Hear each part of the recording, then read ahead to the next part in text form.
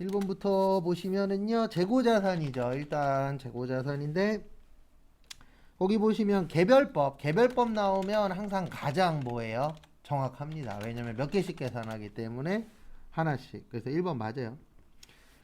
그 다음에 가중평균법은 이제 두 가지로 나누어집니다. 여기에다가 계속기록법 쓰면 이동평균법. 그 다음에 여기에다가 실지, 재고, 조사법 쓰면 무슨 법이요? 총평균법. 이렇게 이제 나누어지시죠. 참고하시고. 그 다음에 다음 것도 보시면은요. 가중평균법은 실무적으로 적용하기 편리하나 수익과 비용의 적절한 대응은 어렵습니다. 왜냐면 평균 내면은 중간치가 돼버리는 거잖아요. 그러면 이게 돈 버는 것과 원가하고 이렇게 맞추기가 어때요? 불편하겠죠. 그래서 2번 맞고 정답은 3번입니다.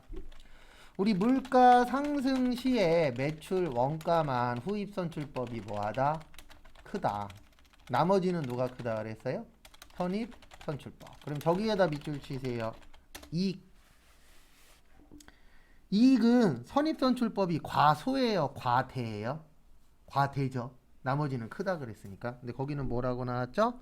과소라고 나왔죠.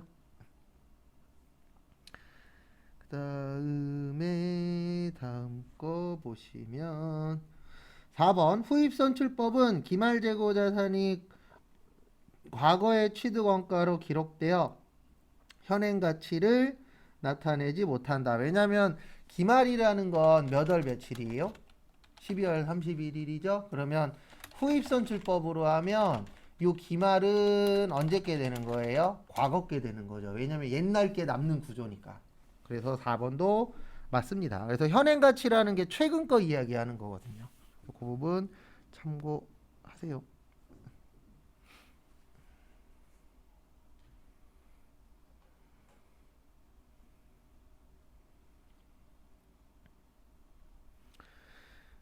다음에 다음 것도 보시면 2번 저기에다 밑줄 치세요. 대손충당금. 일단 대손충당금 나오면 보충법, 그 다음에 대손상각비랑 뭐 있죠? 기타의 대손상각비. 일단 거기 보시면 기초의 매출 채권은 5만원이고요. 대손충당금은 얼마예요? 5만원. 5만원이 아니고 50만원. 공이 하나. 그 다음에 단기 외상 매출금 중에 2만원이 뭐 되셨대요? 확정됐대요. 그러면 마이너스 2만원. 그 다음에 회수했대요. 우리 정기에 회수하면, 정기에 대손 나오면 무조건 뭐라 그랬죠? 대손 충당금. 그래서 여기는 플러스 얼마요? 3만원. 그 다음에 단기말 대손 충당금 잔액은 10만원이래요. 그러면은 6만원이죠? 6만원이 10만원 되려면 얼마 부족해요? 4만원. 그래서 정답은 3번. 그래서 모자른 것만큼 채워주면 된다 그랬죠? 근데 대손은 거의 나오면 그냥 얼마 채워야 되냐? 거의 이런 부분들이 많이 나오죠. 3번 요거 좀 말을 어렵게 써놨어요. 일단 정액법은 매년 감가상각비가 어떻다? 일정하다. 그래서 1번 맞아요. 왜냐면 매년 동일하다 그랬잖아요. 그 다음에 왜 빼는 게 맞냐면 감가의 뜻이 뭐예요? 가격이 뭐 했다? 감소했다. 그래서 1번 맞고요. 그 다음에 2번 가속상각법 위에나 옆에다가 요거 하나만 적어주세요. 정률법. 정률법이 가속상각법이에요. 그래서 우리 정률법의 특징은 초기에 감가상각비가 뭐하다? 크다. 그래서 거기 보시면 초기에 과대. 맞습니다.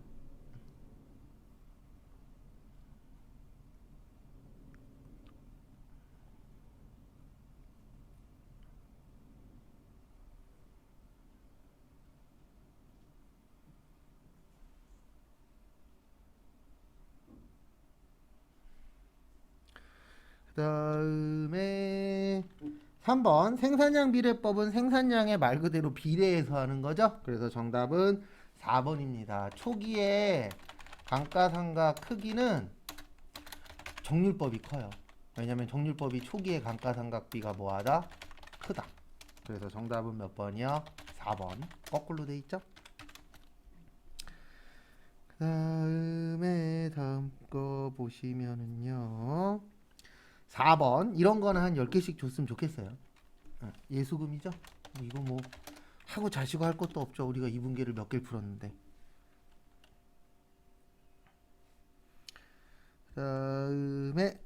다음 것도 보시면은요 5번 판매비와 뭐요? 관리비. 1번 매몰원가. 매몰원가는 이미 발생한 원가 옛날 거 관련이 없다. 그래서 1번 맞고요. 그 다음에 기회 원가는 2가지 이상 선택 방법 중 선택 후 왜 안 나와? 나머지 중에서 효익이 가장 뭐한 거요? 큰 거. 그래서 2번 맞아요. 그 다음에 3번 고정원가의 경우 조업도 변동에 따라 관계없이 단위당 원가가 일정하다. 우리 총고정비 일정, 단위당은요 감소. 조업도가 뭐 할 때? 증가할 때. 그래서 단위당은 일정이 아니고 뭐예요? 감소죠. 그래서 정답은 3번. 그 다음에 직접은 특정이고요. 간접은 뭐라 그랬죠? 공통이라 그랬죠. 그래서 4번도 맞습니다. 아, 5번의 정답 4번. 아이고. 5번인데, 6번인데 5번을 풀고 있었구나. 바보. 5번의 정답 4번이죠? 우리 기타의 대손삼각비는 어디예요? 영업 외비용이죠. 그냥 이거 나오면 컨트롤 F로 찾으시는데 주의사항은 하나밖에 없어요. 뭐냐면 거기 보시면 기타에 한 칸 띄고 대손삼각비라고 되어 있죠. 여기에 칠 땐 붙여서 치셔야 돼요. 아니면 그냥 앞에 뭐만 치세요? 기타에만. 그러면 영업 외죠. 그래서 정답은 4번. 그 다음에 6번의 정답은 3번이죠. 그 다음에 7번 일단 저기에다 밑줄 치세요. 원재료. 원재료 나오면 일단 요거를 기억하셔야 됩니다. 재료비 구하는 공식. 그래서 재료비는 기초 원재료 더하기 단기 원재료 매입액 빼기 기말 원재료. 그래서 기초 원재료가 10만원, 기중이 15만원, 기말이 얼마요? 3만원. 그러면 22만원 나와요. 그 다음에 T자 문제죠. 이 문제는.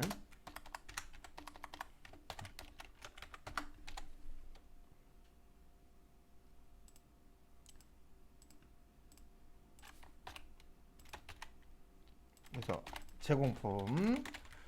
그래서 기초 제공품, 직접 재료비, 직접 노무비, 직접 경비, 제조 간접비, 단기 제품 제조 원가, 기말 제공품. 그래서 거기 보시면 아까 재료비가 얼마 나왔냐면은 22만원 나왔죠. 그 다음에 노무비가 20. 왜 이렇게 멀리가 있냐. 그 다음에 경비 없고 간접비가 얼마요? 20만원. 그 다음에 기초가 만원. 기말 제공품이 얼마예요? 15만원. 그래서 만원에 22에 20에 20에 15만원을 빼면 48만원 나옵니다. 그래서 정답은 몇 번이 되세요? 3번이 됩니다.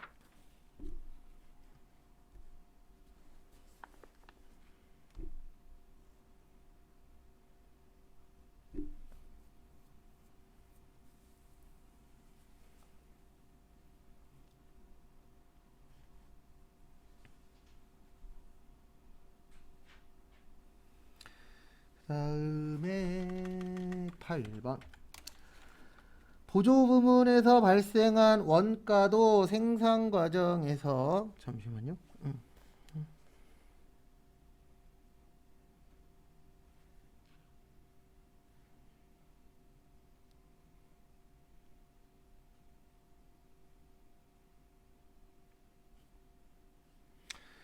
그다음에 8번 보시면 보조부문에서 발생한 원가도 생산 과정에서 반드시 필요한 원가이므로 제품 원가에 포함시키기 위하여 제조부문에 배부하는데요.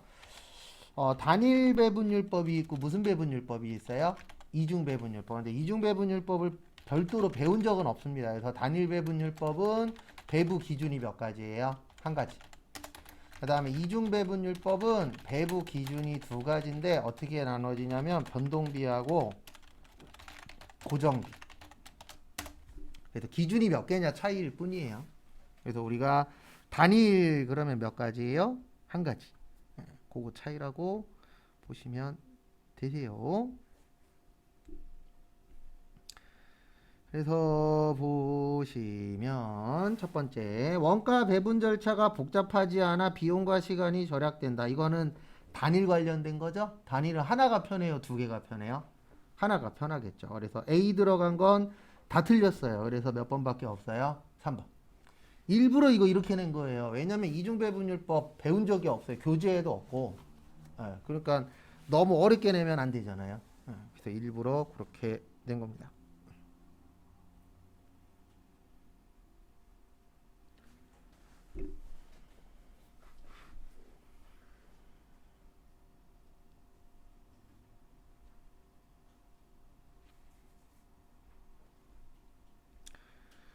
그 다음에 9번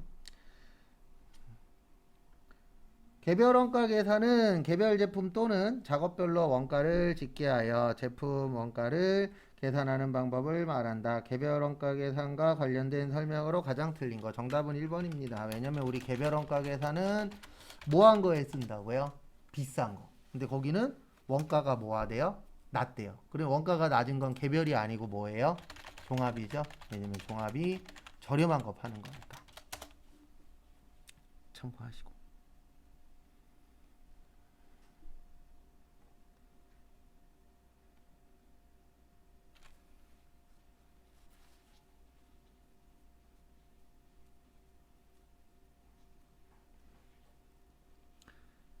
다음에 10번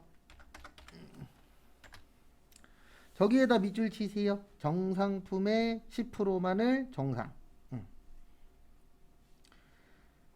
그래서 거기 보시면 다음 설명 중 틀린 거죠. 1번 보시면 품질 검사를 공정의 몇 프로 시점에서 하신대요? 60%. 그러면 저기에다 밑줄 치세요. 기초제공품 보시면은 완성도 몇 프로예요? 40%예요. 그 다음에 기말제공품 보면은 완성도 몇 프로죠? 25%죠. 그러면 둘 다 계산 안 해요. 왜냐면 아직 몇 프로가 안 됐죠? 60%가 안 됐죠. 그러니까 여기서 말하는 품질 검사가 불량 검사하는 건데 불량 검사를 60% 시점에 하는데 지금 현재 불량 검사한 게 있다 없다? 없다. 그러면은 둘 다 빵이 되는 거예요. 그러면 완성품 현재 거기 보시면 60% 시점에서 완성품 현재 6,000개잖아요. 몇 개요? 6,000개. 그 다음에 이 회사는 몇 프로만 한다고요? 10%. 그러면 몇 개가 되는 거예요? 600개. 그래서 1번 맞아요. 그 다음에 2번 보시면은요. 거기 보시면 품질 검사를 저기에다 밑줄 치세요. 공정의 몇 프로 시점에서 하신대요? 거기 보시면 몇 프로 시점이요? 20% 시점에서 한다고 가정하였을 경우에 정상 공송품은 850개이다 라고 되어 있는데 850개 아니에요. 왜 아니냐면 거기 보시면 기초 몇 개 있죠? 기초 2,000개 있죠? 네. 근데 거기 보시면 완성도 몇 프로예요? 40%. 그러면 요것도 같이 계산을 해 주셔야 되거든요. 그러면 6,500개가 돼요. 왜냐면 기초 2,000개고 기말 몇 개예요? 2,500개잖아요. 그러면 기말이 몇 개가 더 많죠? 500개가 더 많죠. 그래서 거기에 있는 850개가 아니고 6,500개예요. 그러면 6,500개의 몇 프로라고요? 10%. 그럼 몇 개가 되는 거예요? 650개. 그래서 2번 틀렸어요. 답 2개예요. 그 다음에 거기 3번 보시면 60% 시점에서 한다고 가정했을 때 저기에다 밑줄 치세요. 어디에다 밑줄 치시냐면은 거기 위에 보시면 완성도 둘 다 60% 넘었어요, 안 넘었어요? 안 넘었죠. 그러면 60% 넘은 거는 하나밖에 없어요. 완성품밖에. 그러면 60% 넘은 건 완성품밖에 없으니까 어디에다가만 배부해야 되냐면 완성품에다만 배부해야 돼요. 어디에다가만요? 완성품. 그러면 정답은 2번하고 몇 번이에요? 3번. 근데 이거 풀 시간에 딴 거 푸세요. 이런 문제 잘 안 나옵니다. 그다음에 다음 거 보시면은요. 그다음에 4번 비정상은 제조원가에 안 들어가죠? 우리 정상은 뭘로 들어갔었어요? 매출원가에 가산하고 비정상은 뭘로 처리한다 그랬죠? 영업 외비용. 그래서 정답은 2번하고 3번이세요.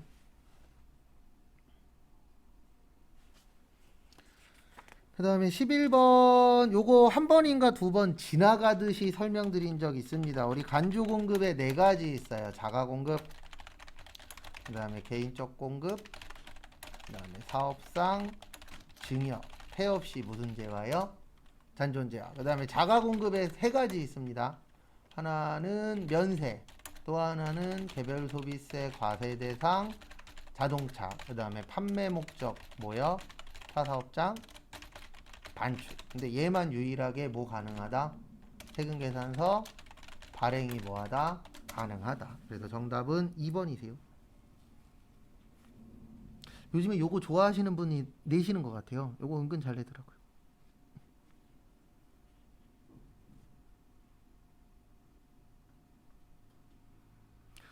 그 다음에 12번 이거 어렵습니다. 왜 어렵냐면 이런 문제 자주 안 내요. 일반 과세자는 공급가액이 과세 표준이에요. 왜냐면 우리 일반 과세자 몇 프로 내죠? 10% 내죠. 그래서 공급가액의 10%. 그 다음에 간이 과세자는 항상 얘기할 때 공급 대가 어쩌고 저쩌고 얘기하잖아요. 그래서 과세 표준은 뭐예요? 공급 대가예요. 그래서 1번하고 2번 맞습니다. 그 다음에 3번 일반 과세자는 매입세액이 매출세액보다 큰 경우 환급세액이 발생할 수 있어요? 없어요? 있죠. 그 다음에 2번 간이과세자는 환급세액이 발생할 수 없다라고 되어 있어요. 안 돌려줍니다. 왜냐면 간이과세자는 내는 것도 적잖아요. 그래서 내는 게 있으면 조금은 내지만 돌려줄 게 있으면 돌려주지 말라고 되어 있어요. 법 자체에서. 그래서 이렇게 나오면 이렇게 맞추셔야 돼요. 1번, 2번, 3번은 맞아. 그러니까 몇 번이야? 4번이야. 근데 이런 문제는 안 좋습니다. 왜냐면 저희 거의 본 적 있어요? 없어요? 없죠. 이런 문제는 안 좋아요. 그 다음에 13번 요런 거 환영합니다. 정답 2번이죠. 네, 외국 나오면 뭐예요? 영세율인데 거기 보시면 영세율을 적용하지 않는다. 그래서 정답은 2번. 일단 1번 보시면 영세율은 소비지국 과세제도 맞습니다. 그래서 소비지국 과세제도 맞고, 그 다음에 이거를 하는 이유는 하나 때문에 하는 거예요. 이중과세 방지랑 수출 촉진. 네, 그런 부분들 때문에. 그 다음에 3번 비거주자나 외국법인에 대해서는 영세율을 적용하지 아니함을 원칙으로 하되 상호주의에 따라 영세율을 적용한다. 그래서 무조건 비거주자나 외국법인이라 그래서 영세율을 적용되는 건 아니고요. 대표적으로 영세율이 적용되는 게 대사관 같은데. 우리나라에 있는 대사관 있죠. 거기는 우리나라 땅이지만 법은 우리나라 법이 적용이 안 돼요.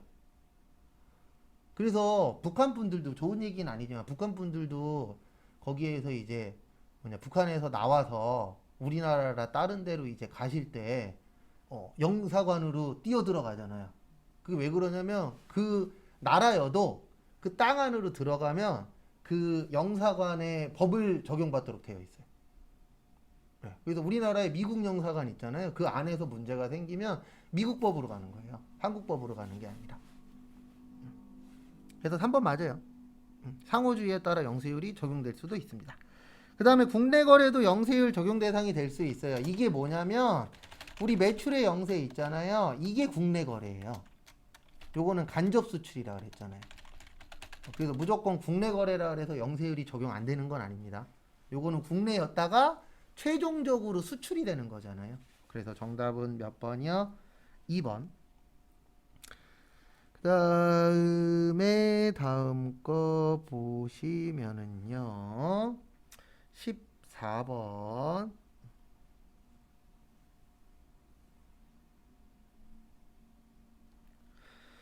사업소득의 총수익 금액에 대한 설명이다. 가장 틀린 것은 환입된 물건은 산입하면 안 되겠죠. 왜냐하면 환입이나 애누리는 차감이잖아요. 그럼 뺀 거에 대해서 세금 내면 안 되겠죠.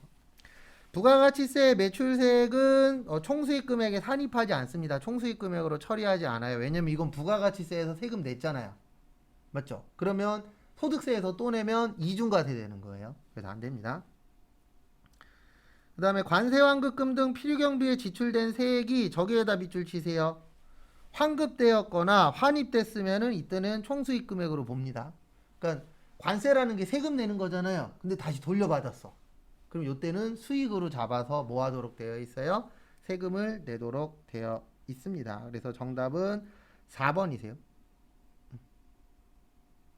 근데 이거 배운 적 있어요? 없어요? 없어요. 교재에 아마 찾아보면 있나? 이런 것들은 다비주로만 보세요. 어쩔 수 없어요. 왜냐면 이런 거 하나하나 다 보려면은 교재 한 권이 약간 소득세 하나가 저희 교재보다 두꺼운 걸 사야 돼요. 소득세 하나만. 그래야 이 내용들이 다 들어가 있어요. 근데 저희는 그렇게 할 수 있는 여력이 안 되잖아요. 그래서 저희 목표는 352예요. 재무회계에서 3개, 원가회계에서 5개, 부가세 소득세에서 2개. 그래서 3개, 5개, 2개에서 10개 맞자. 이게 우리 목표이기 때문에 이쪽 뒤쪽은 하기에는 양이 너무 많아요. 그 다음에 15번 요건 은근 잘 냅니다. 요건 한 1년에 한 문제 정도는 내더라고요. 확정신고 해야 하는 자 나오면 이렇게 푸세요. 어떻게 푸냐면 이거하고 이거 찾으면 돼요. 분리과세하고 연말정산하고 분리과세는 제외예요. 왜냐면 연말정산하고 분리과세 했으면 더 이상 세금 낼 게 있다라고 봐요? 없다라고 봐요? 없다라고 봅니다.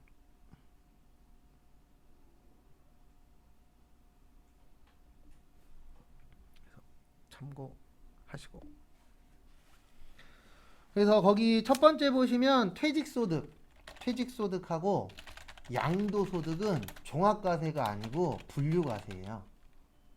맞죠? 우리 소득세 이렇게 됐었잖아요. 종합소득세, 퇴직소득세, 양도소득세. 그래서 종합은 이자, 배당, 사업, 근로, 연금, 기타. 요걸 무슨 과세라 그래요?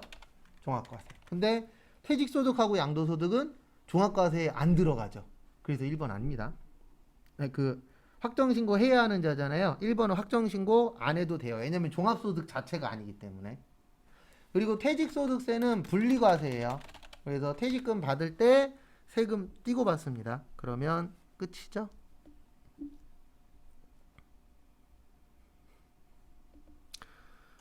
그래서 참고하시고 그 다음에 두 번째 정답은 2번이세요. 우리 이자하고 배당 얼마라 그랬었죠? 2천만 원. 기타 소득 금액 얼마요? 300만 원. 다 넘겼죠? 거기 보시면. 그러면 넘겼으면은 무슨 과세 해야 되는 거예요? 종합과세 하셔야 돼요. 그래서 정답은 몇 번이 되냐면 2번이 됩니다. 그 다음에 일용근로 있죠. 일용근로는 분리과세예요. 그래서 돈 받을 때 일당 받으시면 땡이고 공적연금소득은 연말정산합니다. 이 공적연금소득의 대표적인 게 국민연금이에요. 그래서 나중에 소득이 국민연금밖에 없으면 연말정산하면 돼요. 다른 소득이 없을 때. 근데 아마 요번 정권에서 국민연금 손댈 것 같아요. 계속 얘기 나오고 있어요. 근데 제일 안 좋은 방법으로 손댈 것 같아요. 근데 누군가 손대긴 해야 되는데 뭐 지금 손대는 것도 나쁘진 않아요. 어차피 이렇게 하나 저렇게 하나 욕먹을 상황이면 지금 손대는 것도 나쁘진 않을 것 같아요. 근데 제일 안 좋은 방법인 무슨 방법을 쓸 거냐면 돈은 더 내고 연금은 덜 받고. 네. 근데 이쪽으로 지금 뉴스에 나오는 거 보면은 이쪽으로 거의 굳어가고 있는 상황이에요. 근데 그럴 수밖에 없는 게 이건 어쩔 수 없어요. 법 자체가 옛날에 바뀌었어야 되는데 늦게 바꿨잖아요. 근데 여기에서 더 늦게 바뀌면 더 커질 수 있기 때문에 어쩔 수 없는 상황이긴 한데 어쨌든 지금 분위기는 더 내고 덜 받는 걸로. 그 다음에 4번 근로소득은 연말정산이고요. 그 다음에 복권당첨금은 뭐라 그랬어요? 분리과세. 근데 안 할 수도 있고요. 왜냐면 국민연금 잘못 손댔다가 욕을 패대기로 먹을 건데. 근데 어쨌든 얘기는 나오곤 있더라고요. 계속. 근데 어쨌든 누군가 손댈 건데 어느 대통령이든 손을 한번 대긴 될 건데 거의 99% 제가 설명드린 더 내고 덜 받는 게 될 거예요. 왜냐면 지금 받아야 되시는 분들이 너무 많잖아요. 앞으로 더 늘어날 거고.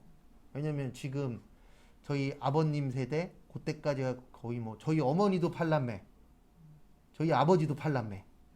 예, 그때는 그랬잖아요. 기본적으로.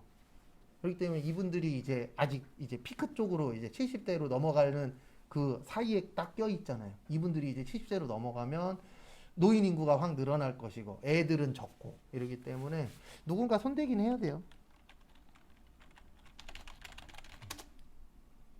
근데 문제는 저희가 나중에 나이 들어서 필요한 돈이 한 250에서 300은 필요하니까 월. 그러니까 못해도 200은 넘어야 돼요. 연금으로. 예. 200 넘어야 그냥 기본적인 생활을 하는 거지. 200이 안 되면 국가에서 뭐 기초연금하고 이런 것들 주잖아요. 그러면 그거에다가 뭐 연금 해갖고 이렇게 살 수 있게끔 준비를 해야죠. 가장 좋은 건 5년에 한 번씩 로또 1등이 되는 거죠. 가장 깔끔하잖아요. 5년에 한 번씩 로또 1등 되면 뭐.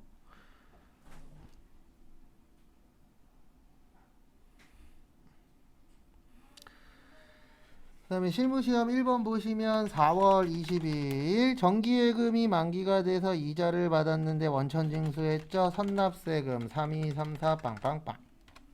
그 다음에 정기예금 3억. 그 다음에 이자 얼마였어요? 2100. 아시겠지만 계산하기 귀찮을 때 쓰는 방법 요거 하나만 분개하고 중간 신호 할게요. 계산하기 귀찮을 때 쓰는 방법은 이겁니다. 차변에다가 선납세금. 아시겠죠? 네. 여기 얼마요? 3억. 그 다음에 대변에 이자 수익 2100. 그 다음에 차변에 뭐요? 보통예금. 근데 지금은 대변이 아니죠. 차변. 이렇게 넣으면 또 안 될 때가 있어요. 네, 됐죠? 317 766 빵빵빵. 진짜 이렇게 푸시는 분 있어요. 전 솔직히 계산하거든요. 근데 이것도 잘못된 방법 아닙니다. 맞죠? 컴퓨터가 알아서 계산해 주는데 귀찮을 땐 이렇게 하는 것도 방법이에요. 그다음에 5월 25일은 저기에다가 밑줄 치세요. 주식 발행 초과금 500만 원, 자본금에 뭐요? 전입. 그래서 전입 나오면 이거랑 같은 말이에요. 전입이 이제 교체한다, 변경한다. 요거랑 같은 말이라고 보시면 돼요. 또 다른 말로 교체가 아니고 대체. 그래서 변경해라. 그래서 우리가 전입 신고하잖아요. 그러면 그 두 명을 뭐해라? 바꿔라란 뜻입니다. 그래서 5월 25일은 이렇게 돼요. 차변의 주식 발행 초과금 500. 자본에 뭐요? 감소. 그 대신 얘를 어디에다 넣기로 했죠? 자본금에 넣기로 했죠. 얼마 넣기로 했어요? 500. 끝. 왜냐면 자본금은 주식 발행수 곱하기 액면가액이잖아요. 거기 보시면 액면 얼마예요? 5,000원. 주식 몇 주요? 1000주. 그러면 얼마 나와요? 500. 이거는 좀 평소에 내던 유형은 아니에요. 엄청나게 어렵진 않은데 안 보던 거니까 또 답이 다양하게 나왔을 수도 있어요. 그 다음에 6월 18일 요 문제는 여기에선 어렵지 않은데 이 문제 나오면 꼭 어음 나올 때가 있습니다. 그래서 두 가지 버전으로 설명을 드릴게요. 토지 사셨죠? 토지 1억 350. 그 다음에 무슨 예금에서 줄였어요? 보통 예금. 여기 끝이에요. 근데 이제 이게 똑같은 문제인데 보통 예금 아니고 어음으로 지급했다. 이렇게 나올 때도 있습니다. 그러면은 여기는 뭐예요? 미지급금이죠. 그런 거 조심하시고. 또 어음 나왔으니까 어음 줬대. 그래서 또 뭐라고 써요? 지급어음 이러면 또 이제 골치 아파지는 겁니다. 다른 것 때문에 골치 아픈 게 아니고 이렇게 될까봐 그러는 거예요. 예. 어떻게 될까봐가 문제인 거냐면 1점 차이로 떨어졌어. 2점 차이로 떨어졌어. 3점 차이로 떨어졌어. 그러면 이게 이제 철천지 원수가 되는 거예요. 맞죠? 그 다음에 7월 1일 저기에다 밑줄 치세요. 장기 투자 목적. 이거 어렵습니다. 그리고 저기에다 밑줄 치세요. 2020년 그 취득가액 1800, 2020년 2200, 2001년 2100. 그래서 이거 이렇게 이해를 하셔야 돼요. 어떻게 이해하셔야 되냐면 2020년 말은 매도 가능 증권 평가 이익이 얼마가 되는 거예요? 400. 맞죠? 왜냐면 1800이 얼마 됐으니까 2200 됐으니까. 그 다음에 2021년 말은 매도 가능 증권 평가 이익이 300이 돼야 돼요. 왜냐면 100만원 떨어졌죠. 맞죠? 근데 100만원 떨어졌는데 우린 상계 처리한다 그랬잖아요. 그럼 기존에 400만원이 있었고 손에 100만원이 나왔으니까 이익은 얼마만 남아야 돼요? 300. 되게 안 좋은 문제예요, 이거. 그 다음에 처분하고 수수료 10만원을 차감한 후 보통예금으로 했죠? 제가 봤을 때 이거 틀리라고 준 문제입니다. 유가증권에 두 가지 있어요. 주식하고 뭐요? 사채를 발행하거나 처분할 때. 지금 처분했죠? 이때 무슨 처리하지 말아라? 비용 처리하지 말고 이익 나면 이익에서 빼고 손해 나면 손해에다가 더해라. 그래서 일단 쉬운 거 먼저 할게요. 보통예금으로 1990 받았어요. 그 다음에 대변의 매도 가능 증권이 2021년 말에 얼마였었죠? 2100. 그 다음에 기존의 평가 이익이 얼마 있었어요? 300 있었어요. 얼마 있었어요? 300. 그래서 대변의 매도 가능 증권 처분 이익은 이렇게 되는 겁니다. 190. 일단 적으세요. 설명 한번 드릴게요. 좋은 문제는 아닙니다. 그래서 제가 답 맞았는지 틀렸는지 예측하는 거 알려드릴게요.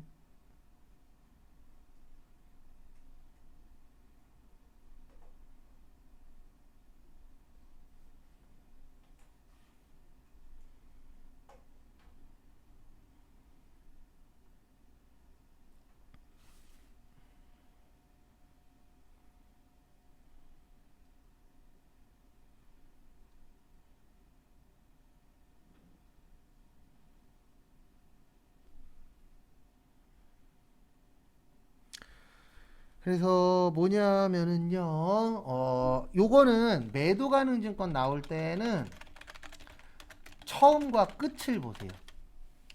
처음에 살 때 얼마 주고 샀죠?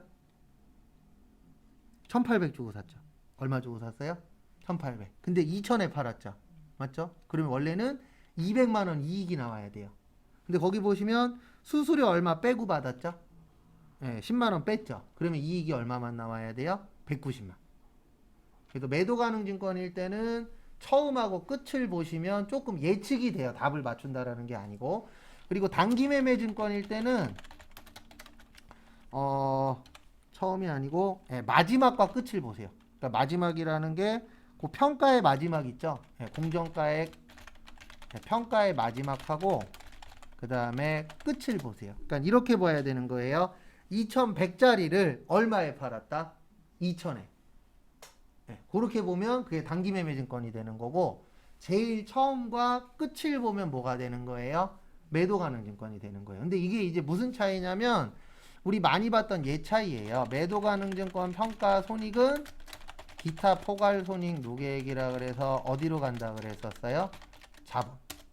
그 다음에 단기 매매 증권 평가 손익은 영업 외 손익이었잖아요. 그러니까 이거 차이가 얘는 계속 남아있기 때문에 처음 금액이 안 변해요. 무조건.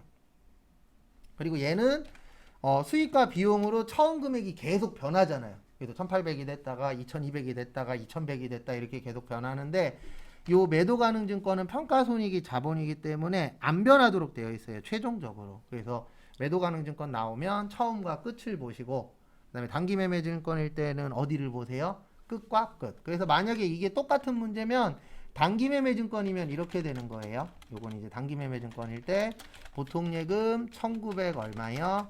90. 그다음에 단기 매매 증권 얼마짜리가 나갔었어요? 2100짜리. 그래서 단기 매매 증권 요때는 처분 손실이에요. 얼마요? 110만. 좋은 문제는 아닙니다. 그래서 원래 시험이 좋아지려면 저게 나와야 돼요.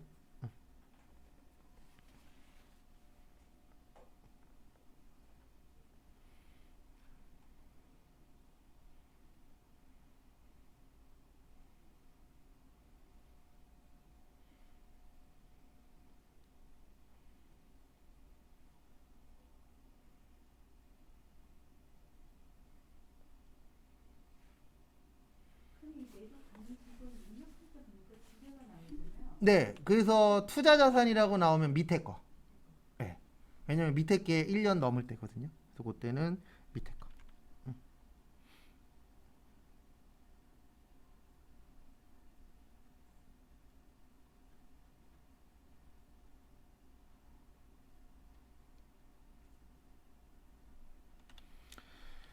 그 다음에 다음 거 보시면은요.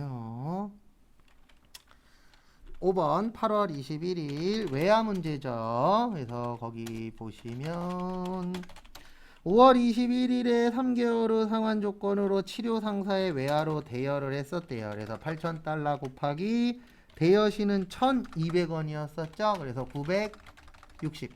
그 다음에 8,000달러 곱하기 1,100원에서 얼마 받았어요? 880. 그래서 보통 예금으로 880. 그 다음에 대변에 3개월이니까 무슨 대여금이에요? 단기 대여금. 빌려줄 땐 얼마 빌려줬다고요? 960. 그 다음에 치료 상사. 그 다음에 손해봤죠 우리가? 외환차 손. 얼마요? 80.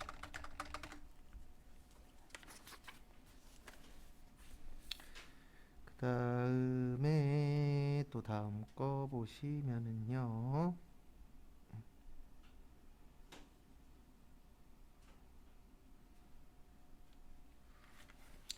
문제 2번.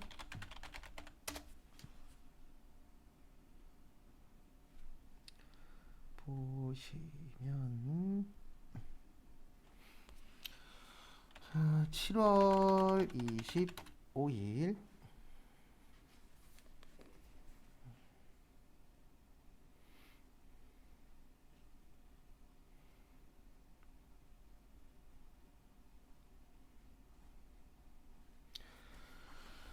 회사는 영업부 부서에 업무용 차량 개별 소비세를 렌트하면서 저기에다 밑줄 치세요. 개별 소비세.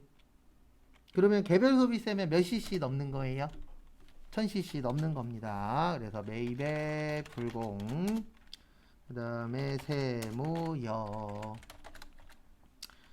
보시면 임차료인데 영업부니까 800번대 임차료예요. 그래서 800번대 임차료 얼마요? 50. 그 다음에 세금 얼마예요? 5만원. 예? 어떤 거요? 아 잠시만요. 아이고 불공인데 55만원. 그 다음에 보통 예금 얼마요? 55만원. 그리고 만약에 임차료 없었어도 빌리면 무조건 임차료입니다. 이거 잘못 보면 은근 차량 유지비 많이 처리하시는데 빌려 쓰는 건 뭘 빌렸든 다 임차료예요. 그래서 잘못 쓸까봐 거기 마지막에 준 겁니다. 뭐라고요? 임차료라고. 그 다음에 31일은 매입 영세 항원 여 차변의 상품 2,000 대변의 무슨 예금이요? 보통 예금 2,000. 그 다음에 9월 11일 원재료를 사셨죠? 매입의 과세의 리소스여. 차변의 원재료 3,000, 그 다음에 세금 얼마예요? 300. 그 다음에 10%는 현금 줬는데 요 10% 은근 조심하셔야 됩니다. 왜냐면 간혹가다 공급가액이 10%로 나올 때도 있어요. 근데 지금은 그 현금 밑에 써 있잖아요. 그래서 뭐의 10%인지 잘 보셔야 돼요. 만약에 공급가액이 10%다 이렇게 나왔으면은 300이 답입니다. 왜냐면 공급가액은 부가가치세 별도잖아요. 그래서 언제 뭘 낼지 모르니까 그런 부분 조심하셔야 되세요. 그 다음에 대변의 나머지는 다음 달이니까 외상매입금 2,970.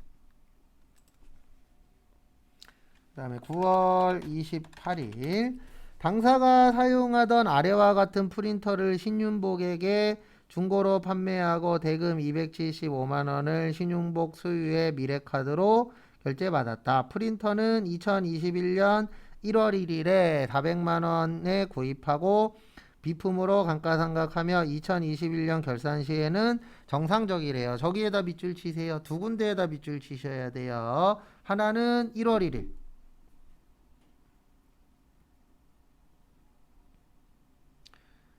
그 다음에 또 하나는 단기 감가상각비는 고려하지 않는다.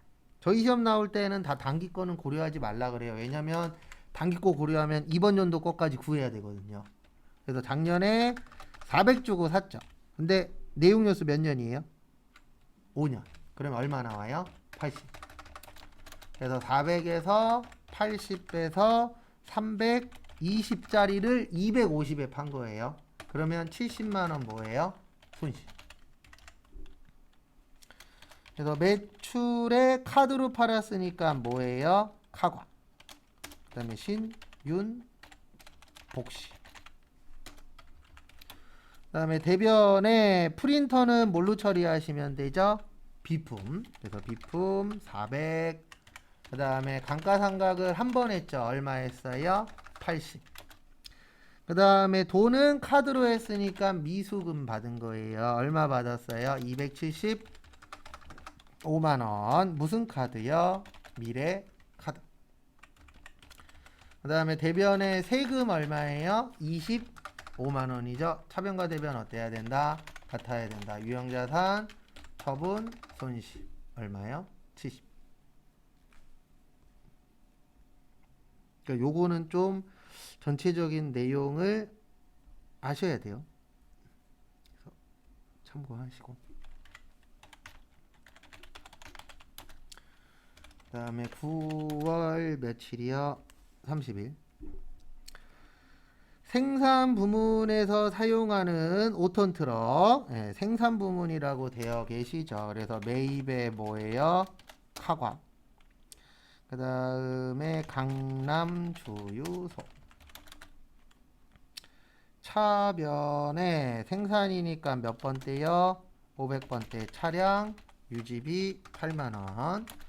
다음에 세금 얼마예요? 8,000원. 그 다음에 하나카드니까 미지 급금 88,000원. 무슨 카드요? 하나카드.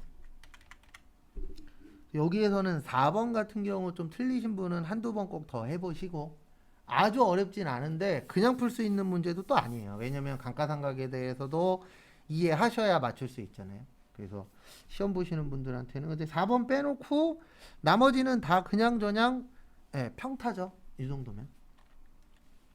그다음에 문제 3번 부가가치세. 저기에다 밑줄 치세요. 겸용사업자. 요거는 앞으로 연습하셔야 돼요. 왜냐면 이거 잘 안 내요. 좀 이따 연습 또 할 건데 여기로 와주세요. 여기 부가가치에서 공제받지 못할 눌러 주시고요. 그 다음에 거기 보시면 1기 확정이래요. 몇 기 확정이요? 1기 확정. 우리 1기 확정이면은 몇 월에서 몇 월이죠? 4월에서 6월. 그 다음에 여기 눌러주세요. 공통매입세액의 정산. 왜냐면 거기 써있긴 하죠. 교재에. 그 유인물에. 그래서 거기 보시면 공통매입세액 안분계산이라고 있거든요. 요건 예정신고 때 하는 거고요. 공통매입세액 정산이라고 있어요. 정산의 뜻이 정확하게 계산하는 거예요. 요건 무슨 신고대예요? 확정신고. 그래서 여기 두 개 있죠. 여기 안분, 정산.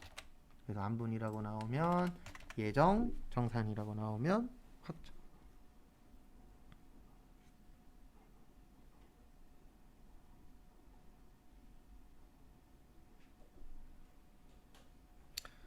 참고하시고요.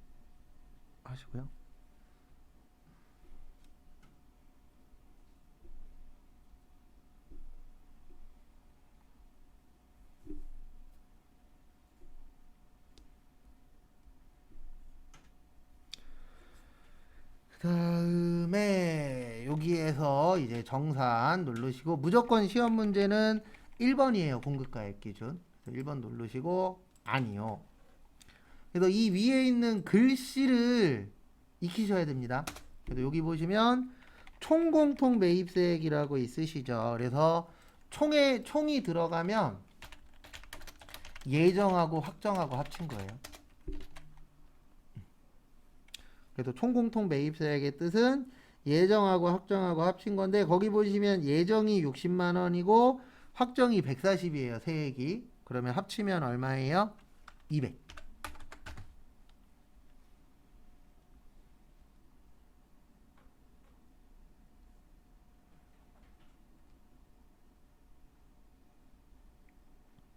그래서 여기 200이고 그 다음에 총공급가액은 6개월치 합친 거예요. 그래서 거기 보시면 과세가 600에 400에 1000이고 그 다음에 1기 확정이 2000에 800이죠.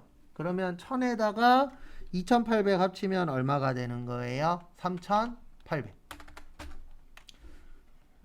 그래서 여기에다가는 뭐가 들어가는 거냐면 6개월치 그 총공급가액의 뜻은 과세 면세 합친 거예요.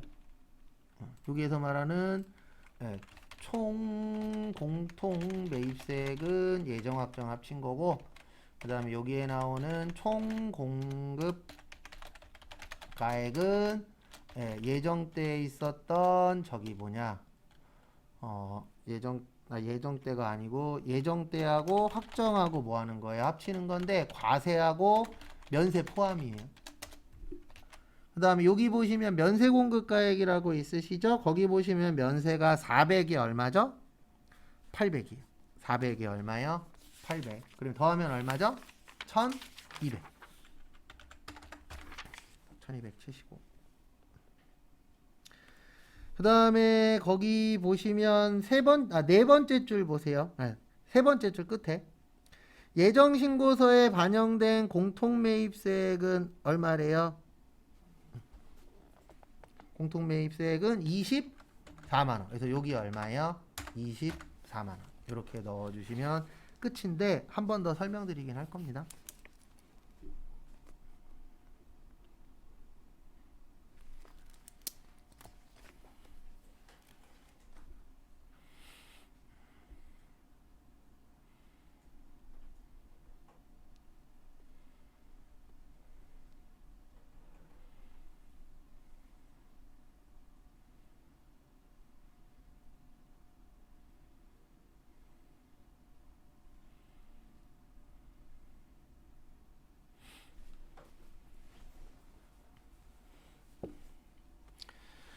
그래서 한 번 더 설명을 드리도록 하겠습니다. 그래서 이게 이제 어떤 구조로 되어 있냐면 정산은 이렇게 되어 있어요. 6개월치를 계산을 해서 3개월치를 빼서 3개월치만 남기는 거예요. 그래서 이 6개월치가 예정하고 뭐 더한 거예요?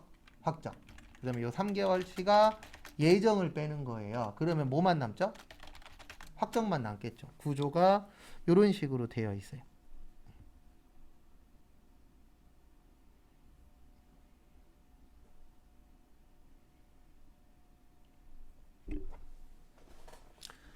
참고하시고요.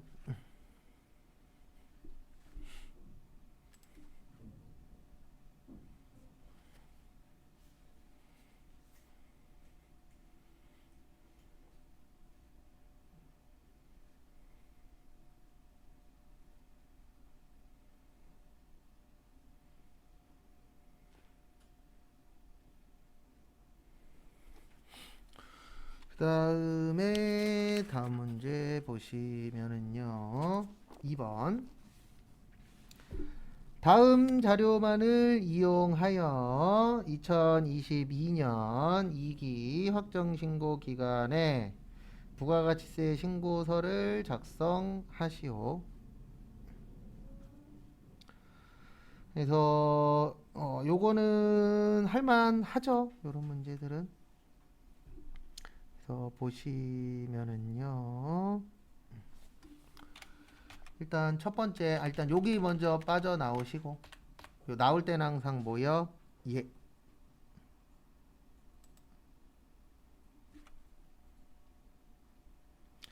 그 다음에 부가가치세 어디요? 신고서 가시고.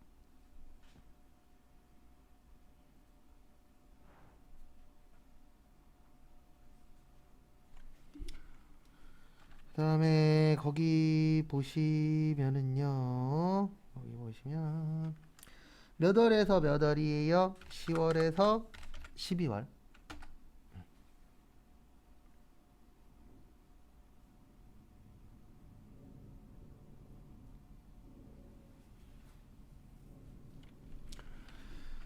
그래서 매출 자료 보시면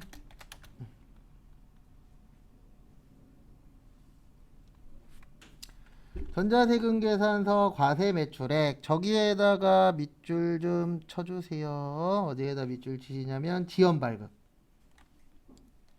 일단 매출의 과세입니다. 그래서 매출 과세고 그 다음에 지연 발급 있죠. 그래서 지연 발급은 가산세 내셔야 돼요.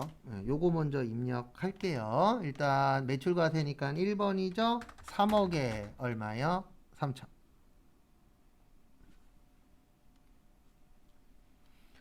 그 다음에 여기 밑에 누르시고 여기 보시면 무슨 발급이라고 있어요? 지연 발급. 지연 발급이 얼마예요? 2천.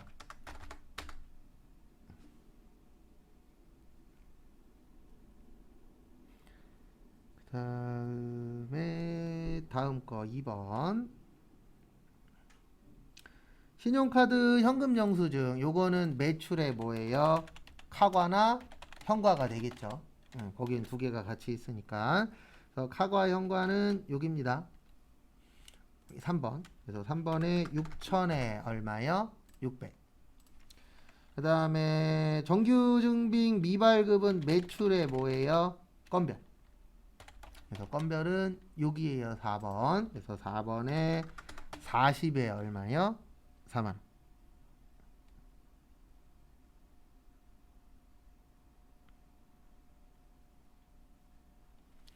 그 다음에 국내 영세율 매출액이라고 있습니다.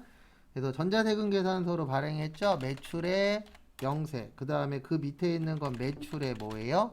수출. 그래서 영세는 5번. 그래서 5번에 얼마예요? 5천.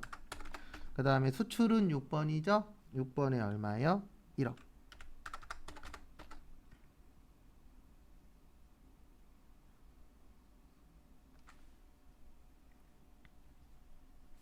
그 다음에 다음 것도 보시면은요. 요게 키포인트예요. 여기에서는 대손세 공제를 받았대요. 받았던 걸 회수했어요. 회수했죠. 그러면은 회수했으면 마이너스 들어가야 그 마이너스가 아니고 플러스로 들어가야 돼요. 근데 다 회수한 게 아니고 2,200 중에 반만 회수했죠. 그러면 여기에서 세금은 얼마만 해당되는 거예요? 100만 원. 맞죠? 그래서 여기에다가 100을 쳐야 돼요. 일단 여긴 안 들어가요. 만약에 여기가 들어가면 1,000만 원에 100만 원이어야 되거든요. 여기는 안 눌러지죠. 그래서 대손은 세금만 넣는 거예요. 그리고 왜 100만 원이냐면 지금 문제 보시면 돌려받았잖아. 그 회수했잖아요. 회수했으면 뭐 내셔야 돼요? 세금 내셔야 돼요. 그래서 여기에다가는 100만 원. 그리고 만약에 이게 회수한 게 아니고 대손이 발생했다. 그때는 마이너스 100만 원이에요. 그래서 그 상황에 따라서 달라진다라는 거, 그 부분 주의하시고요.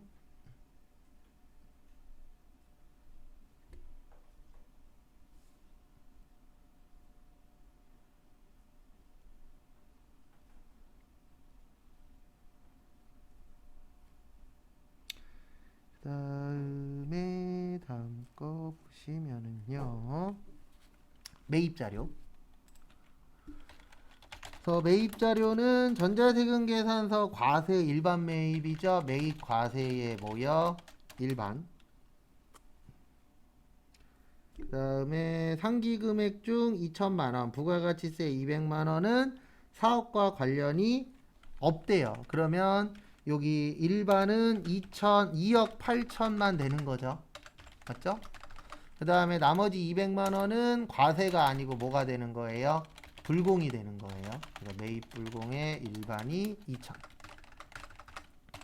200. 그 다음에 사업용 신용카드 과세 일반 매입액이라고 있으시죠. 요거는 매입 카과에 뭐가 되는 거예요? 일반. 그래서 입력은 이렇게 하시면 됩니다. 여기 10번에다가 3억에 3천. 그 다음에 불공은 2번 넣는다 그랬죠? 그래서 여기 16번 누르시고 50번 가서 2천에 얼마요? 200. 됐습니까? 네. 그 다음에 카드는 여기에다 넣는 거예요. 여기 그 밖에 누르시면 여기 41번 나와요. 그래서 41번에 2천에 얼마요? 200. 그 다음에 마지막으로 예정신고 미환급세액이라고 있죠? 그럼 여기 21번에 얼마요? 300. 끝. 그리고 만약에 전자신고 했다 그러면 전자신고 세액공제 빼주셔야 돼요.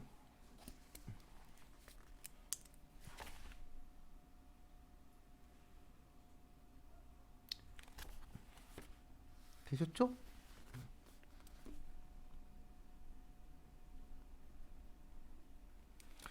이 정도면은 아주 어렵게 낸 편은 아닙니다. 왜냐면 가산세가 어려운 게 나오진 않았잖아요. 그래서 그냥 뭔가 잘못한 것 같아 그러면 여기 한번 누르세요. 그러면 여기에서 어느 정도 힌트는 얻을 수 있잖아요. 더 쉽게 내면 거기에 지연 발급했다라고 써 있죠. 그러면 여기 무슨 분이요? 지연 발급. 이런 식으로 이제 하시면 됩니다.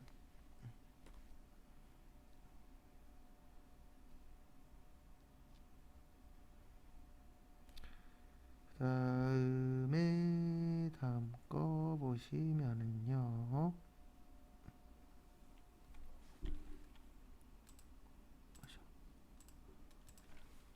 결산. 제조부서가 구입한 소모품 240만원 중 결산 시 사용하지 못하고 남아있는 게 60이 됐대요. 그러면 240이 60이 되려면 얼마 줄여야 되죠? 180. 그래서 소모품 180. 왜냐면 자산 처리했다 그랬잖아요. 그 다음에 이 180은 그러면 올해 쓴 거잖아요. 그러면 올해 쓴 거는 비용 처리한다 그랬습니다. 500번대 소모품 B 얼마요? 180.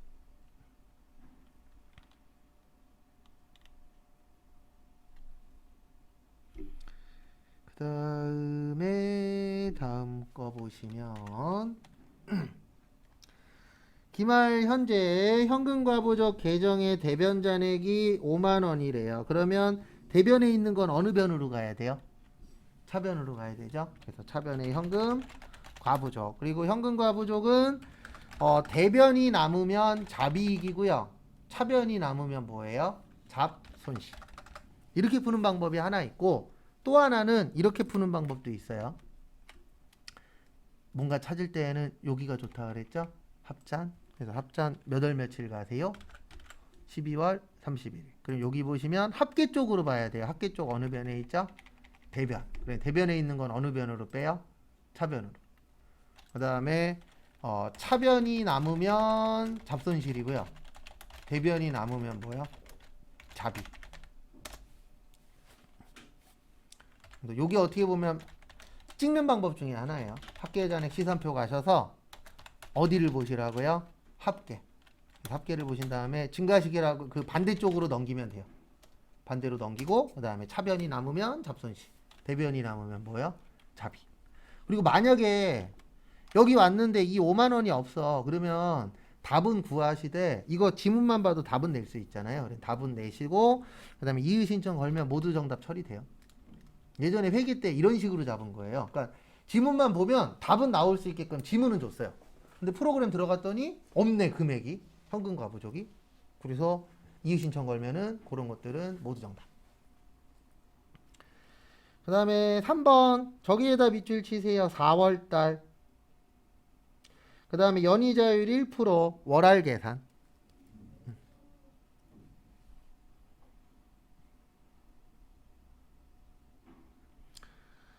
그래서 보시면은요. 거기 보시면 3억 곱하기 몇 프로요? 1%. 그 다음에 월할 계산 나오면 이것 꼭 하셔야 돼요. 12분의 4, 5, 6, 7, 8, 9, 10, 11, 12에서 몇 개월이요? 9개월. 그래서 12분의 몇이에요? 9예요. 3억 곱하기 1% 나누기 12 곱하기 9 하면 225만원 나옵니다. 근데 거기 보시면 정기예금이잖아요. 그러면 우리 예금에 가입하는 이유는 이자 받으려고 하는 거죠. 그래서 이자 수익 225만원 못 받았다 미수수.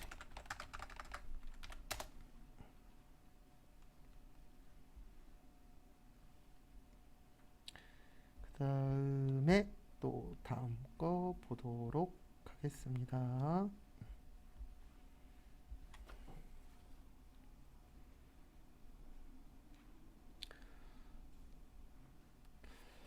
4번 또 외화 나왔죠. 외상 매출금 2만 달러인데 원래는 1150원이셨대요. 그러면 2만 달러에 1150원 하면 2300. 그 다음에 2만 달러에 1200원 하면 얼마예요? 2400. 그래서 결론은 외상 매출금이 올라갔죠. 그래서 외상 매출금 얼마 올라갔어요? 100만원. 거래처 입력은 생략할 것 그러면 안 해도 됩니다. 그 다음에 외화 환산 이익 얼마요? 100만원.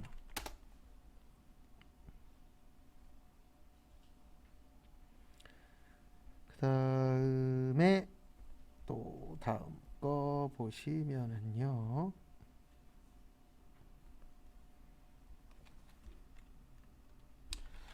(5번) 보시면 생산 부문 3천만원에서 얼마 빼세요? 1,500. 그래서 1,500 되고요. 그 다음에 판매관리 부분 1000에서 1300 빼면 마이너스 얼마요? 300. 마이너스 잘 안 나오는데 가끔씩 나옵니다. 많이 나오진 않았어요. 지금까지 아마 전산세무 1급부터 해서 전산회계 1급까지 하면은 한 5번 이내로 나오긴 했어요. 근데 나온 적은 있습니다. 그래서 여기 자동 가셔서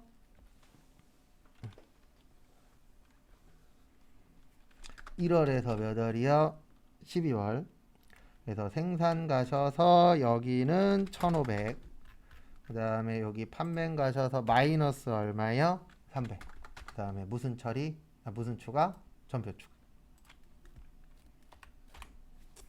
예전엔 다른 방법으로 했었는데 요즘엔 이렇게 풀어도 맞게 해주더라고요. 결과값은 맞으니까. 그 다음에 원천징수 보시면은요.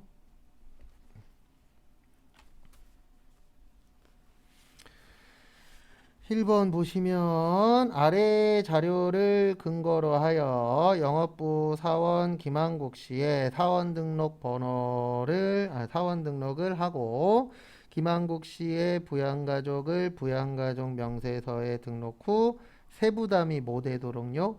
최소화되도록 공제 여부를 입력하시오. 그래서 여기로 들어오세요. 원천징수에서 무슨 등록이요? 사원 등록. 그 다음에 105번 김한국.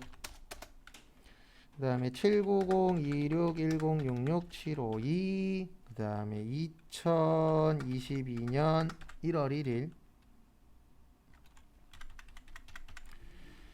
그 다음에 나가시고 부양가족 명세 가셔서 여기에서 김한국 씨 됐고 딴 건 없죠? 그 다음에 나여성님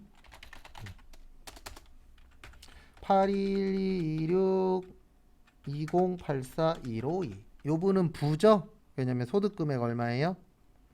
네, 500이죠. 이분 꼬실 때 똑같은 26일이라고 해서 꼬셨겠네. 맞죠? 여기 날짜 똑같은 26일. 너하고 나하고 천생연분이다. 네. 어떻게든 억지로라도 뭐라도 맞춰야 되잖아요. 그 다음에 김한국의 배우자 김조선님은 49091210242237 73세고 저기에다 밑줄 치세요. 분리과세. 분리과세면 0이라고 보시면 됩니다. 그래서 돼요. 그 다음에 요거 조심하셔야 돼요. 나여성님의 직계존속은 2번입니다. 요거 조심하셔야 돼요. 강춘자님 511-213-2039-520 저기에다 밑줄 치세요. 소득금액 얼마래요? 100만원이래요. 얼마래요? 100만원. 그러면 우리 100만원이면 될까요? 안 될까요? 되겠죠. 왜냐면 100만원보다 커야 되니까. 그래서 됩니다. 그 다음에 직계 비속 저기에다 밑줄 치세요. 장애인 복지법. 김우주 170624093923 그래서 요분은 장애인. 그리고 요거 꼭 확인하세요. 장애인 복지법. 그 다음에 여기 장애인으로 하셔도 되고 아니면 몇 세 이하요? 20세 이하의 여기 장애인 이렇게 해도 똑같아요. 결과값은. 그 다음에 관우 1909123057 그래서 20세 이하. 그 다음에 형제자매 김부사님 810926106785 남동생인데 장애인으로 등록되어 계시죠? 장애인 하시고 여기 무슨 환자예요? 중증 환자. 그러니까 어렵진 않은데 제일 제가 봤을 때 실수 가장 할 확률이 높은 건 여기에요. 우리 부모님이냐 아니면 배우자의 부모님이냐 이런 거 조심하시고. 왜냐면 제가 봤을 때 어느 정도 공부 되시잖아요. 그러면 시험장 가셔서 큰 실수라는 게 아니라 잔잔한 실수를 할 거예요. 왜냐면 원래 그러면 안 되는데 다 그렇게 돼요. 저도 그랬었고. 이게 풀만해지잖아요. 그러면 어느 순간에 약간 좀 덜 보고 덜 신경 쓰고 이런 타이밍이 분명히 와요. 근데 이제 그 타이밍을 잘 넘어가냐 잘 못 넘어가냐 그것도 중요합니다. 사람 대부분 다 똑같아요. 제가 한 실수 여러분이 하시고 여러분이 했던 실수 제가 다 했었던 거고. 그 다음에 628페이지 111번 김미영님 연말정산을 위한 국세청 제공 자료와 기타 증빙 자료이다. 부양가족은 제시된 자료 이외에는 소득이 없고 김미영과 생계를 같이 하고 있다. 연말정산 추가 자료 입력 메뉴에 부양가족 탭을 수정하여 뭐 하시래요? 완성하래요. 그 다음에 연말정산 입력 탭을 작성하시오. 일단은 부양가족 가셔서 여기 제일 처음에 김철수님 저기에다 밑줄 치세요. 퇴직소득 금액 얼마죠? 200이죠. 네, 그러면 얼마보다 크세요? 100보다 크죠. 그래서 100보다 크면 된다고요? 안 된다고요? 안 된다 그랬죠. 그래서 부. 그 다음에 전영희님. 전영희님은 소득 없으니까 60세 이상의 뭐예요? 경로 5대. 그 다음에 박문수는 중학생이니까 20세 이하의 자녀. 그 다음에 박분수돈 미취학 아동이니까 20세 이하의 없죠.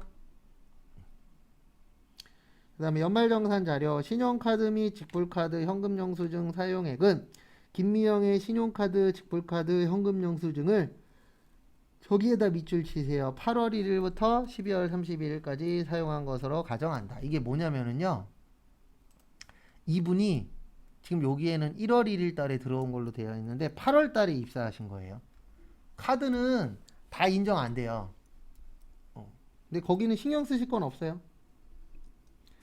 본인 김미영 씨부터 하도록 하겠습니다. 김미영님은 종교단체 되고요. 암보험 되고요. 의료비 되고요. 필라테스 안 돼요. 학원비는 누구만 된다고요? 미취학 아동만. 필라테스 안 됩니다. 그 다음에 신용카드는 대중교통이 200, 도서구입이 얼마요? 70. 그러면 나머지가 신용카드죠? 그러면 신용카드는 얼마가 되냐면은 730 되겠죠. 그래서 730만원. 그 다음에 현금 영수증이 675만원. 그 다음에 마지막으로 전통시장 얼마요? 300. 그래서 입력은 하나씩 보여드리면은요. 그러니까 이름으로 나오면 이런 식으로 한 명씩 하세요. 여기 종교단체 가셔서 종교단체 제일 밑에 칸에 있죠. 그래서 밑에 칸에다가 얼마요? 200. 그 다음에 보험료는 여기에요. 일반. 그래서 일반 가셔서 90. 그 다음에 의료비는 여기 본인. 근데 여기가 아니고 여기였었죠. 부양가족. 그리고 여기 안 눌러질 때가 있어요. 그때 왜 그러냐면 여기 밑에 빈 공간 눌러져 있어서 그래요. 그리고 때는 본인 누르고 더블 클릭. 그 다음에 F2 본인. 그 다음에 국세청 한 건에 얼마요? 100.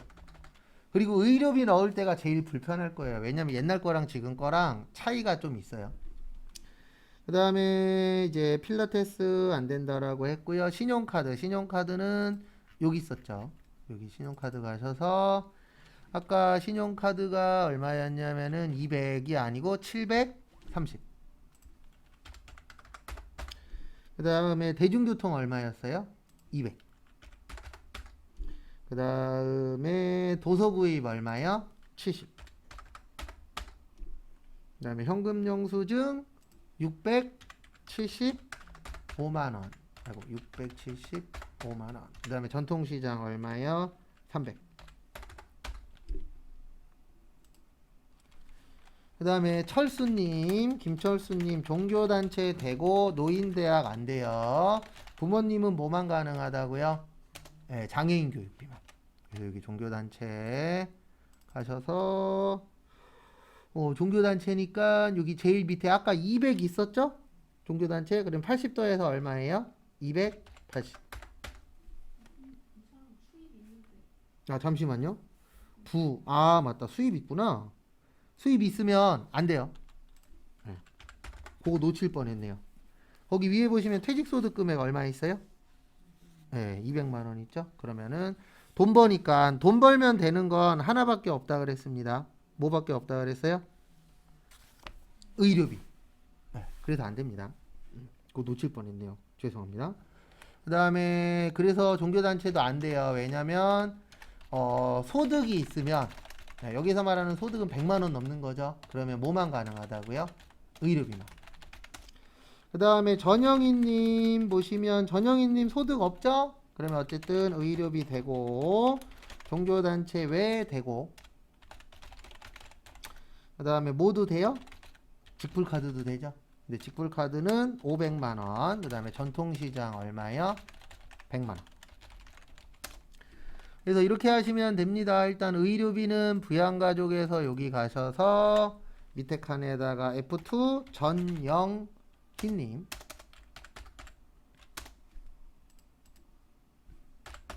그래서 얼마라고요? 의료비가 60. 그 다음에 여기 기부금 가셔서 종교단체 외가 얼마라고요? 20. 그래서 종교 외 가셔서 20.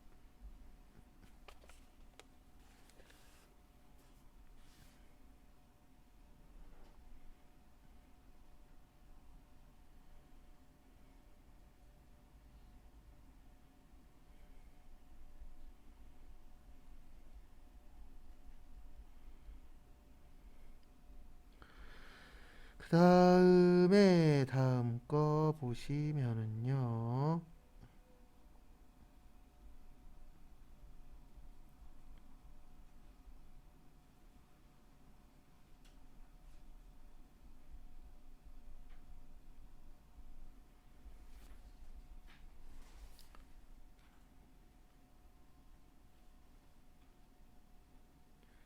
그 다음에 됐고 이제 여기로 가야죠. 카드 가셔서 직불이 얼마예요? 500이죠. 그리고 전통시장에 300 있는데 100이 추가됐으니까 얼마예요? 400.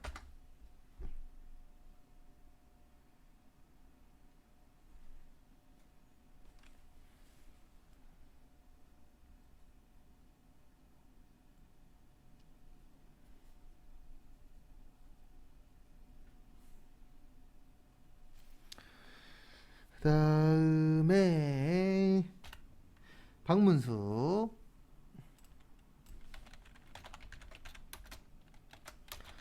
중학교 되고 교복도 됩니다. 왜냐면 중학교 교복 얼마까지 된다 그랬어요? 50만원. 그 다음에 의료비도 되고 시력보정용 되고, 왜냐면 시력보정용 50만원까지였잖아요. 그 다음에 상해 되고 현금 영수증 되는데 도서 구입비죠. 그러면 현금 영수증에다 넣으시면 안 돼요. 어디에다 넣어야 돼요? 도서에다가 넣으셔야 돼요. 왜냐면 여기 잠깐만 봐주세요. 여기 신용카드에 보시면 도서나 현금이나 똑같으니까 이건 상관없겠다. 둘 다 30%네. 근데 여기 보시면 퍼센트가 높은 거 있죠. 높은 거일 때는 높은 걸로 해주셔야 돼요. 만약에 신용카드인데 이쪽이야. 잠시만요. 요거 하나만 좀 확인 좀 해드릴게요. 이거는 확인을 해서 알려드리는 게 좋으니까. 그래서 우리가 지금 보시는 게 몇 회예요? 94회죠. 그래서 요럴 때는 여기 알림마당 가셔서 몇 회요? 94회. 그래서 확정 답안. 그러니까 왜냐면 이거는 현금 영수증이 될 수도 있고 뭐가 될 수도 있어요? 네, 도서 쪽이 될 수도 있죠. 두 개가 겹치면 무조건 아래 걸로 하래요. 현금 영수증에 포함시키면 안 되고 도서 공연에다가만 인정해 준대요. 둘 다 퍼센트는 똑같은데 일단 이렇게 하라 그러면 여기에 맞추셔야 됩니다. 그래서 두 가지가 겹치면은 요 아래쪽 걸로 가는 거예요. 위에 쪽 걸로 가는 게 아니고. 그래서 지금 거기 보시면 저희 지금 아직 입력 안 했죠? 일단 도서. 그래서 하나씩 또 넣도록 하겠습니다. 일단은 여기죠. 교육비. 그래서 교육비 가셔서 여기 초중고 가셔서 80만원에 20만원, 25만원이니까 얼마예요? 105만원.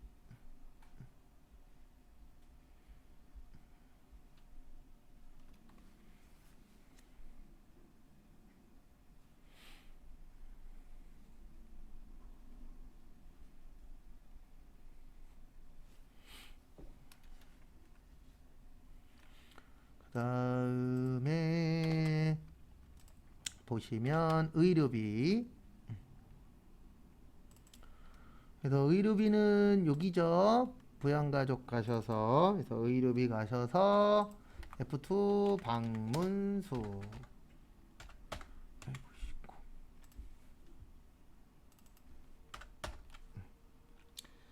그 다음에 70. 그 다음에 시력보정용 안경도 원래는 따로 넣어야 돼요. 이거 합쳐서 넣으시면 안 돼요. 합쳐서 넣으라는 말 없으면 무조건 따로따로 넣어줘야 됩니다. 그거에 맞춰서. 그 다음에 보험료. 보험료 보시면 90만원에 10 얼마있냐? 8만원 있으니까 108만원. 그 다음에 현금 영수증은 현금 영수증에다 넣지 마시고 다른 거랑 겹치면 그 겹치는 거에다 넣어주세요. 그래서 70만원에 25만원에서 얼마요? 95만원.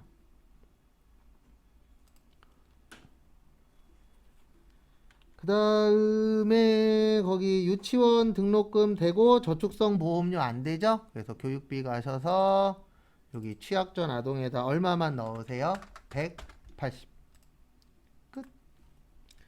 그래서 안 되는 것만 설명을 드릴게요. 거기 필라테스 안 되고요. 그 다음에 김철수님은 다 안 돼요. 뭐 버셔서? 돈 버셔서. 돈 벌 때에는 뭐만 된다? 의료비만. 그 다음에 모 다 되시고 자 다 되고, 그 다음에 박분수는 뭐는 안 돼요? 저축성은 안 된다라는 거. 그런 부분 참고해 주시면 감사하겠습니다. 그다음에 잠깐만 쉬었다가 5시 10분에 프로그램은 그대로 두세요. 저희 저번 시간에 잠깐 했었던 거 있죠? 그거 뒤 이어서 해보도록 하겠습니다.